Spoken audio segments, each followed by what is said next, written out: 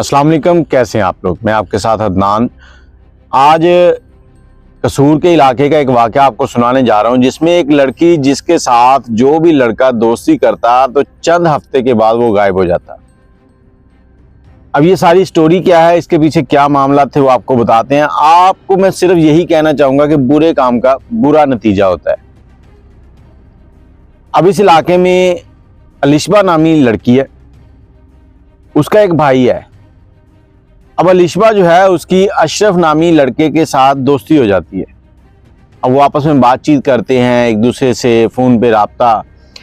अलिशबा के भाई को शक पड़ता है कि अलिशबा जो है वो किसी के साथ बातचीत कर रही है। अब अलिशबा का भाई सुराग लगाता है, जब पता चलता है कि फ़लाँ बंदा है। उस बंदे को उठा कर ले जाता है जी कहीं खेतों में, फसलों के अंदर ले जाता है। वहाँ जाकर उसके सर के ऊपर पिस्टल रखी हुई है। उसको कहता है कि तुम मेरी बहन के साथ सेट हो। लड़का कहता मैं नहीं सेट। वो कहता नहीं, ऐसे नहीं। एक फ़ोन देता है उसको। उस फ़ोन में वो सिम होती है जिससे कभी किसी ने कॉल ही नहीं की। नया फ़ोन है उसके पास, मतलब पूरी प्लानिंग कर रहा है।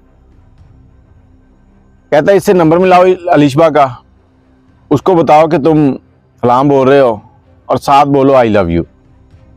अब अगर आई लव यू बोलोगे, उसका कोई रिप्लाई अच्छा आ गया तो समझो तुम कसूरवार हो। अगर रिप्लाई अच्छा नहीं आता तो समझो कि तुम बेगुनाह और मैं तुम्हें छोड़ दूंगा। अब वो अलिशबा को फ़ोन मिलाता है, अपना तारफ़ करवाता है, कहता है मेरा ये नया नंबर है तो मैं तुमसे प्यार करता हूँ। अब अलिशबा भी आगे से कहती है कि मैं भी तुमसे प्यार करता हूँ। ठक करके फ़ोन बंद। अब फ़ोन बंद हुआ, इधर अलिशबा के भाई ने उस लड़के के सर में गोली मारी है, चला गया। लड़का वहीं खेतों में मर गया। घर वाले परेशान हैं, लड़का नहीं मिल रहा। 2 दिन देखते हैं, तीसरे दिन थाने जाते हैं छांगा मांगा के इलाके में। वहाँ का जो थाना है वहाँ पे FIR दर्ज करवाते हैं कि हमारा बच्चा जो है इस तरह से गायब है, अगवा हो गया है, शायद कोई और मसला है, अभी मिल नहीं रहा। वो 8-10 दिन गुजरते हैं तो वो खेतों में जहाँ पे लाश थी वहाँ पे परिंदों का जमा होना, जानवरों का। तो किसी शख्स ने वहाँ से गुजरते हुए देखा कि जानवर हैं। उसने कहा देखूं तो सही है क्या। देखा तो आगे इंसानी लाश पड़ी है और उसको जानवर खा चुके हैं। 9-10 दिन गुजर गए हैं, नोचा हुआ है, बिल्कुल हड्डियां ढांचे रह गए हैं। पुलिस आ गई।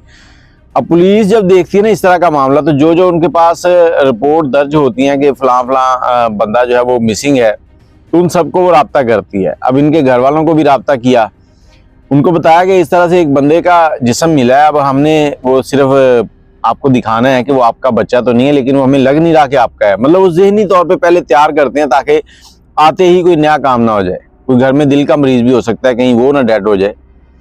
घर वाले आए, लाश देखी, नहीं पता चला। जब कपड़े देखे तो वहीं पे रोना धोना शुरू हो गया कि ये तो हमारा बच्चा है। अब FIR जो है वो बदल गई कि कत्ल हुआ है, लेकिन कातिल का नहीं पता चल रहा। अशरफ के फ़ोन से पता ही नहीं कौन सी कॉल हुई, क्योंकि जिस नंबर से कॉल उसने अलिशबा को की थी वो तो एक नया नंबर था। अलिशबा जो है वो भी उधर देख रही है कि यार उसने 10 दिन हो गए, आखिरी कॉल की थी, आई लव यू कहा था, उसके बाद कॉल ही नहीं की, नंबर भी बंद है, शायद बेवफा था, छोड़ गया मुझे। वो ढूंढती है एक और लड़का, उससे चैटिंग शुरू हो जाती है। उसका नाम था फ़हीम। अब फ़हीम नाम का लड़का ढूंढती है।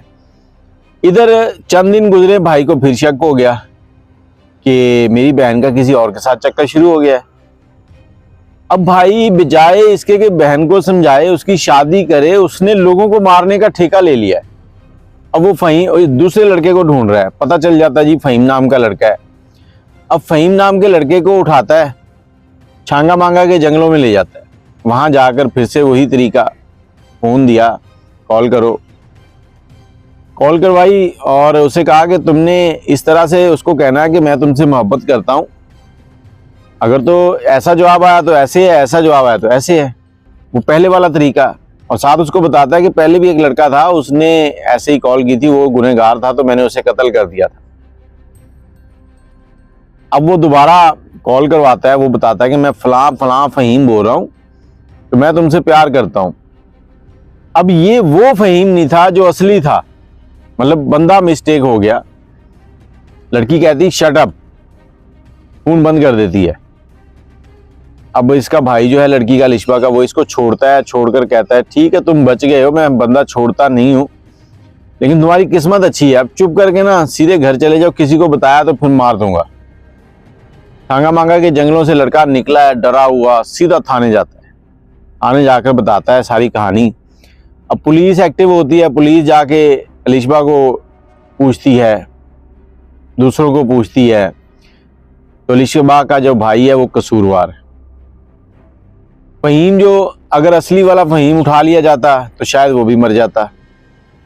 ये फहीम जो था ये दूसरा था उसी इलाके का, वो बच गया, लेकिन उसकी वजह से एक कातिल पकड़ा गया। लेकिन यहां पर मैं ये कहूंगा कि कातिल तो पकड़ा गया, क्या कातिल को इतना शऊर नहीं आया कि मैं अपने घर में अपनी बहन को समझाऊं?